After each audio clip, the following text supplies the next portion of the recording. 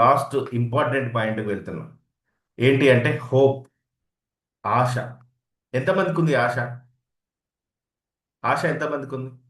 ఆశ ఉన్న వాళ్ళు ఒకసారి ఇలా నాకు చూపించండి, ఆశ ఉన్నవాళ్ళు. ఎస్. సో ఆ హోప్కి మనం అర్థాన్ని మార్చబోతున్నాం. ఆశకి నిరాశ వ్యతిరేక పదం, కానీ అది సరైనది కాదు. ఆ పదాన్ని మనం ఇప్పుడు మార్చబోతున్నాం. Are you ready? మీరు రెడీగా ఉన్నారా? నిద్ర వస్తుందా ఎవరికైనా? నిద్ర రావట్లేదు కదా? ఎస్. సో ఇప్పుడు మీకు ఒక ఇమేజ్ కనిపిస్తుంది. కనిపిస్తుందా? చూడండి. ఇతను హోప్ కలిగి ఉన్నాడు. ఇక్కడ హోప్ ఉంది. ఈ హోప్, ఇవి రెండు కూడా కట్టివేయబడ్డాయి. బట్ అతను ఆ హోప్, ఆశతో అలానే ఉన్నాడు.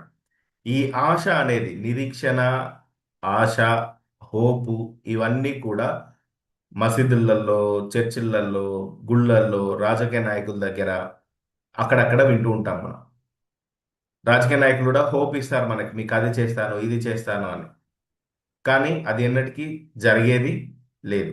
సో అలానే ఇక్కడ హోప్ అనేది, ఆశ అనేది మనల్ని ఎంతలా కృంగిపడేలా చేస్తుందో, ఎలా మనల్ని రాంగ్ లీడ్ చేస్తుందో ఇప్పుడు మనం ఒక అవేర్నెస్కి వస్తున్నాం ఈరోజు. మార్చాలి. 26 అనే ఇయర్, 2026 అనే ఇయర్, ఈ జనరేషన్ చాలా ఫాస్ట్గా వెళ్తుంది. మొన్ననే కదా న్యూ ఇయర్ సెలబ్రేషన్ చేశాం. ఫిబ్రవరి మంత్ వస్తుంది. Yes or no? అవునా కదా? ఫిబ్రవరి మంత్ వస్తుందా వస్తలేదా? ఇంకెన్ని రోజులు లేదు ఫిబ్రవరి మంత్, న్యూ ఇయర్ అయిపోతుంది కదా?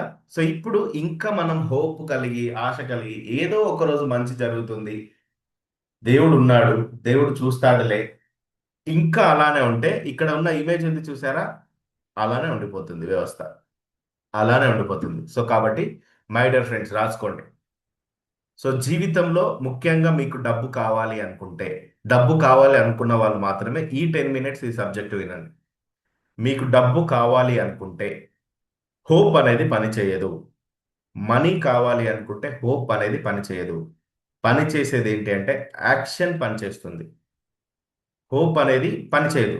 జీవితంలో ముఖ్యంగా మనీ కావాలి అనుకున్న వాళ్ళు ఈ నోట్స్ రాసుకోండి. హోప్తో నేను ఉన్నాను సార్, ఏ రోజుకైనా డబ్బు వస్తుందన్న హోప్ ఉంది అంటే అది వర్క్ అయ్యే ఫార్ములా కానే కాదు. యాక్షన్ అనేది కంపల్సరిగా ఉండాలి. మనం యాక్షన్ చేయాలి. ఎలా?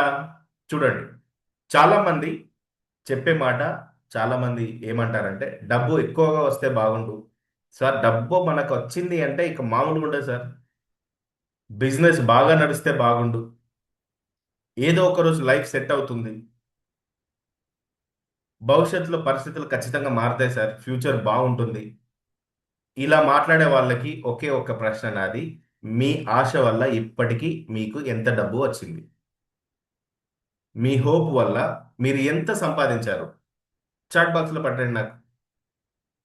సార్ నేను ఆశపడడం వల్ల ఇంత డబ్బు సంపాదించాను, నేను జస్ట్ కోరుకోవడం, ఆశపడడం వల్లనే ఇంత డబ్బు వచ్చింది. ఎవరైనా నాకు చాట్ బాక్స్లో టైప్ చేయండి ఇప్పుడు. ఆశపడడం వల్ల డబ్బు సంపాదించాం సార్ అన్నవాళ్ళు ఉందా? లేదు కదా? సో అందుకనే రియాలిటీలోకి మనం రావాలి ఇప్పటికైనా, అవేర్నెస్ చెందాలి. సో ఆశ వల్ల ఇప్పటి వరకు డబ్బు వచ్చింది లేదు. బట్ ఇక్కడ ఫ్యాక్ట్ ఏంటంటే, కఠినమైన నిజం ఏంటంటే, ఆశ మనసుకు తాత్కాలిక స్వాంతన ఇస్తుంది, రిలాక్స్నెస్ ఇస్తుంది ఆశ అనేది. ఈ రోజు కాకపోతే రేపు సంపాదించమా, ఎల్లుండి సంపాదించమా, వస్తుందిలే చూద్దాంలే. డబ్బులు పెట్టుబడి నా దగ్గర 10 లక్షలు ఉంటే నేను ఇంకా బాగా చేసేవాడిని. ఇది తాత్కాలిక స్వాంతన ఇస్తుంది మనసుకు. ఆశ పనిని వాయిదా పడేలా చేస్తుంది. ఆశ అనేది పనిని వాయిదా వేసేలా చేస్తుంది. ఆశ అనేది బాధ్యతను తప్పించుకోలేలాగా చేస్తుంది. ఆశ అనేది బాధ్యతని తప్పించుకునేలాగా చేస్తుంది. ఆశ అనేది ఈ రోజును వృధా చేస్తుంది. ఏం చేస్తుంది ఆశ అనేది? ఈ రోజుని వృధా చేస్తుంది.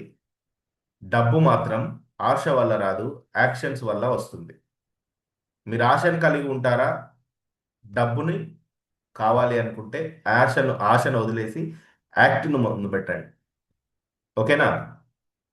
సో ఇప్పుడు ఆశ అనేది ఎప్పుడు ఎక్కువగా పెరుగుతుందంటే సేవింగ్స్ తక్కువగా ఉన్నప్పుడు. ఆశ ఆశ వైపు ఎప్పుడు మళ్ళుతాడు మనిషి? సేవింగ్స్ తక్కువగా ఉన్నప్పుడు, అప్పులు ఎక్కువగా ఉన్నప్పుడు, భవిష్యత్తు పైన భయం ఉన్నప్పుడు, అప్పుడు ఏమంటారు అందరు కూడా? దేవుడు ఉన్నాడు, దేవుడు చూసుకుంటాడు, ఏదో ఒకటి అవుతుంది. ఇలా ఎంతమంది అనుకుంటారు? అనుకుంటారా లేదా? ఏది తిననప్పుడు దేవుడు ఉన్నాడు, దేవుడు చూసుకుంటాడు అంటామా లేదా? Yes or no? అంటారు కదా చాలా మంది. సో ఇక్కడ నేనేం చెప్తున్నానంటే, మై డియర్ ఫ్రెండ్స్, మీరు ఆ మాట అంటున్నారంటే అది చాలా అత్యంత ప్రమాదకరమైన ఆలోచన. అత్యంత ప్రమాదకరమైన ఆలోచన. నేను మీ హ్యాపీనెస్ కోసం అబద్ధాలు చెప్పొచ్చు. నాకు సంఖ్య పెరగడానికి, ఫీజులు రావడానికి, మీ మనసుకి ఆనందపరిచే విషయాలు చెప్పొచ్చు. బట్ మై డియర్ ఫ్రెండ్స్, దేవుడు చూసుకుంటాడు, ఏదో ఒకటి అవుతుంది అనే ఆలోచన మీకు ఉంది అంటే అది అత్యంత ప్రమాదకరమైన ఆలోచన. దయచేసి ఆ ఆలోచన నుండి ఈ రాత్రి మనం మారుతున్నాం. ఎందుకంటే నిన్న రాత్రి మీరు చేసిన సంకల్పానికి కంటిన్యూసే ఈ సబ్జెక్టు. మామూలు సంకల్పం ఏం చేయలేదు మీరు. ఓకేనా? సో చాలా పరిశోధనలు, చాలా బుక్స్ చదివిన తర్వాత కూడా చాలా మంది ఆ, చెప్పిన మాట ఏంటి అంటే, కేవలం భవిష్యత్తును ఊహించుకుంటూ కూర్చుంటే ఏమవుతుంది? బ్రెయిన్ సంతృప్తి చెందుద్ది. బ్రెయిన్ అనేది సంతృప్తి చెందుద్ది. సో ఇక్కడ కొన్ని ఫార్ములాస్ మనం మార్చాలి. మన బ్రెయిన్ ఏది రియల్, ఏది ఫేక్ గమనించదు. బ్రెయిన్ సంతృప్తి చెందింది అంటే కొత్త ప్రయత్నాలు ఆగిపోతాయి ఆటోమేటిక్గా. కొత్త ప్రయత్నాలు ఆగిపోతాయి. ఈ బ్రెయిన్ సంతృప్తి చెందకుండా ఈ బ్రెయిన్కి యాక్షన్ ఇవ్వాలి మనం. సో ఎప్పుడైతే మీరు బ్రెయిన్కి రివార్డ్ ఇస్తారో, రివార్డ్ ఇవ్వగానే కొత్త ప్రయత్నాలు ఆగిపోతాయి, రిస్క్ తీసుకోవడం మానేస్తారు, కొత్త ఆదాయ మార్గాలను వెతకరు. అందుకే నేనేం చెప్తున్నాను, ఆశ మనల్ని నిద్రపుచ్చుతుంది. ఆశ అనేది స్లీపింగ్. చూడండి అక్కడ ఫోటో చూడండి. ఆశ అనేది అతన్ని నిద్రపుచ్చింది. లేదు, అతని బాడీ లేదు ఇప్పుడు అక్కడ, ఓన్లీ స్కెలిటన్ గా మిగిలిపోయాడు. హోప్ అక్కడే ఉంది. అక్కడ మీరు వాళ్ళకున్న క్లాక్ లో చూస్తే టైం కూడా లేదు. అంటే ఆశకి టైం ఉండదు, లిమిట్ ఉండదు. ఆశకి టైం లిమిట్ ఉండదు. మీరు అక్కడ ఇమేజ్ చూడండి. ఆ వాల్ కి క్లాక్ ఉంది, ఆ క్లాక్ లో ముళ్ళులు ఉన్నాయా? లేవు కదా. అంటే ఆశ పడేవాడికి టైం లిమిట్ ఉండదు. ఇక వాడు ఆశపడుతూనే ఉంటాడు. సో కాబట్టి మై డియర్ ఫ్రెండ్స్, ఆశ ప్లేస్లో మనం రీప్లేస్ చేయాల్సినవి కొన్ని ఉన్నాయి. డబ్బు విషయంలో ఆశ అనేది పనిచేయదు. ఆశకి నిరాశ కాదు వ్యతిరేక పదం. ఆశకి వ్యతిరేక పదం ఏంటి తెలుసా? యాక్షన్. ఆశకి వ్యతిరేక పదం యాక్షన్. సో ఇప్పుడు మీరు మార్చండి. ఆదాయం పెరిగితే బాగుండు అనే మాట దగ్గర రాసుకోండి, కొత్త స్కిల్ నేర్చుకోండి డబ్బును సంపాదించేది. ఆదాయం పెరిగితే బాగుండు, డబ్బులు వస్తే బాగుండు అన్న దగ్గర కొత్త స్కిల్ని మేము నేర్చుకోండి. బిజినెస్ నడిస్తే బాగుండు అన్న దగ్గర, ఆశపడే దగ్గర మార్చండి. మార్కెటింగ్ చేయడం, పీపుల్తో మాట్లాడండి, మార్కెటింగ్ నేర్చుకోండి, మార్కెటింగ్ చేయండి, బయటికి వెళ్ళండి. అప్పులు తీరితే బాగుండు అన్న దగ్గర ఖర్చులను కట్ చేయండి. అప్పులు తీరితే బాగుండు అంటాడు, బట్ అన్నీ కావాలి మళ్ళీ. అప్పులు తీరితే బాగుండు అనే ఆశ దగ్గర ఖర్చులను కట్ చేయండి, మనీ మిగులుతుంది. రిటైర్మెంట్ అయితే బాగుండు అనే దగ్గర ఇన్వెస్ట్మెంట్ చేయండి. ఈ రిటైర్మెంట్ సేఫ్గా ఉంటే బాగుండు అనే దగ్గర మీరు ఇప్పుడు ఉన్నప్పుడే ముందు ఇన్వెస్ట్మెంట్ చేయడం స్టార్ట్ చేయండి. ఇది యాక్షన్ డబ్బు విషయంలో. ఆశపడడానికి దీనికి మధ్యలో ఉన్నటువంటి తేడా. కాబట్టి కొన్ని మాటలు మీరు మర్చిపోవాలి. ఆశపడుతున్నాను, చూద్దాం, ఈ పదం ఎప్పుడు రావద్దు మీకు. The law of divine resonance లో అరుణ్ గీక్స్ ను ఫాలో అవుతున్న మీకు నేను ఎదురు చూస్తున్నాను, చూద్దాం, ఇలాంటి పదాలు మీరు ఎప్పుడు మాట్లాడకండి. ఏదో అవుతుంది అన్నదానికి బదులు నేను ఇప్పుడే స్టార్ట్ చేస్తాను, ఇప్పుడే ప్రారంభిస్తాను, నేను నేర్చుకుంటాను, నేను ఇప్పుడే ప్రారంభిస్తాను, నేను ఇప్పుడే నేర్చుకుంటాను, నేను కొత్త ఆదాయం సృష్టిస్తాను. ఈ పదాలు, ఈ మూడు పదాలు నిరంతరం చెప్పండి. మీ బ్రెయిన్కి ఈ పదాలను ఇవ్వండి. నేను ప్రారంభిస్తాను ఇప్పుడే, ఇప్పుడే నేర్చుకుంటాను, ఇప్పుడే కొత్త ఆదాయం సృష్టిస్తాను, మార్గం సృష్టిస్తాను. అప్పుడు మీ బ్రెయిన్ యాక్షన్లోకి వస్తుంది.